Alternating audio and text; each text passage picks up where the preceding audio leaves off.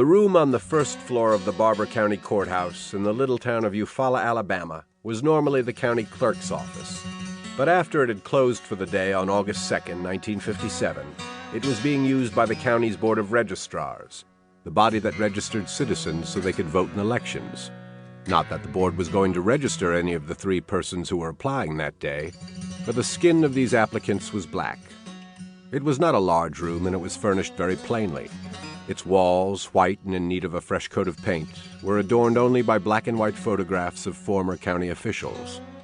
Against the rear wall stood a row of battered old filing cabinets that contained records of deeds and mortgages and applications for driver's licenses. And in front of the cabinets were 6 small utilitarian gray metal office desks, each with a small worn chair. Then there was a waist-high wooden counter at which people doing business with the county clerk's office usually stood. Today, the 3 registrars were standing behind the counter, and the applicants were standing in the bare space in front of it. No one offered them a chair, and the registrars didn't bother to pull up chairs for themselves, because the hearing wasn't going to take very long.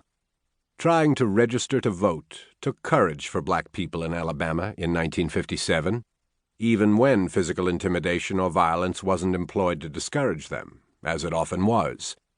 Everyone knew about black men who had registered and who shortly thereafter had been told by their employers that they no longer had a job, or about black farmers who, the following spring, went to the bank as usual for their annual crop loan, the advance they needed to buy the seed for the crop they were planning to plant that year, only to be informed that this year there would be no loan, and who had therefore lost their farms and had to load their wives and children into their run-down cars and drive away, sometimes with no place to go. Indeed, David Frost, the husband of Margaret Frost, one of the 3 applicants that August day, would never forget how, after he himself had registered some years before, a white man had told him that the white folks are the nigger's friend as long as the nigger stays in his place, but that I had got out of my place if I was going to vote along with the white man, and how for months thereafter, instead of calling him David or boy as they usually did, white people called him by the word he just hated. Nigger. Pronounced in Alabama dialect, nigra. And how, when they learned he was planning to actually vote, a car filled with men had stopped in front of his house one night and shot out the porch lights, and how, cowering inside, he had thought of calling the police until, as the car drove away, he saw it was a police car. And of course there was the humiliation of the registration hearings themselves.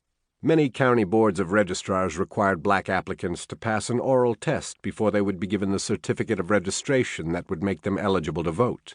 And the questions were often on the hard side. Name all of Alabama's 67 county judges. What was the date Oklahoma was admitted to the Union? And sometimes very hard indeed. How many bubbles in a bar of soap? The Barber County registrars used a less sophisticated technique. They asked more reasonable questions. The names of local, state, and national officials. But if an applicant missed even one question, he would not be given the application that had to be filled out before he could receive a certificate. And somehow, even if a black applicant felt sure he had answered every question correctly, often the registrars would say that there was one he had missed, although they would refuse to tell him which it was. Margaret Frost had already experienced this technique, for she had tried to register before, in January of 1957, and 40 years later, when she was an elderly woman, she could still remember how, after she had answered several questions, the board's chairman, William Beale Stokes, had told her she had missed one, adding, "You all go home and study a little more." And she could still remember how carefully blank the faces of Stokes and his 2 colleagues had been, the amusement showing only in their eyes. Nonetheless, despite the humiliation of her earlier hearing in the county clerk's office, Mrs. Frost, a soft-spoken woman of 38, had returned to that dingy room to stand in front of that counter again. "I was scared I would do something wrong," she recalls. "I was nervous, shaky, scared that the white people would do something to me. But," she says, "I wanted to be a citizen, truly a part of her country, and she felt that voting was part of being a citizen. I figure all citizens, should be able to vote." In the months since January, she had, with her husband asking her questions, studied over and over all the questions she felt the board might ask, until she thought she would be able to answer every one. And on August 2nd, She put on her best clothes and went down to the courthouse again. As it turned out, however, the diligence with which Margaret Frost had studied turned out to be irrelevant, because the board examined her and the two other applicants as a group, and one of them wasn't as well prepared as she. When she asked Stokes for an application, he said, "There's 12 questions you have to answer before we give you an application." He asked just 2. Mrs. Frost answered them both correctly, as did one of the other applicants. But the third applicant answered the second question incorrectly, and Stokes told them that therefore they had all failed.